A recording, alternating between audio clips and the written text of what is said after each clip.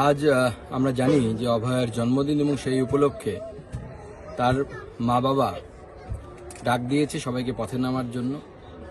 আজকে সেই অভয়ার স্মৃতিতে আমি মহাকুম্ভে তর্পণও করলাম এবং এই মহাকুম্ভের পবিত্র মাটিতে যে ক্যাম্প তৈরি হয়েছে সেখানে একটি আম গাছও রোপণ করলাম। আশা করব যে আমাদের এই সকলের প্রয়াস, ঐক্যবদ্ধ প্রচেষ্টা আগামী দিনে যারা বৃহত্তর চক্রান্তে জড়িত ছিল তাদেরকে আইনের সামনে আনবে এবং উপযুক্ত শাস্তি পাবে। আমরা অভয়াকে ভুলিনি, ভুলতেও দেব না। যতদিন প্রয়াগ থাকবে ততদিন অভয়ার নাম মানুষের মনে থাকবে।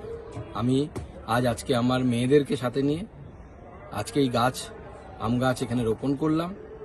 প্রত্যেকটি মেয়ে আমাদের সমাজে, আমাদের বাঙালি সমাজে, বাঙালির ঘরে এক একটি করে সম্পদ এবং এক একটি করে লক্ষ্মী। এই লক্ষ্মীদের রক্ষা করার জন্য সবাই এগিয়ে আসুন।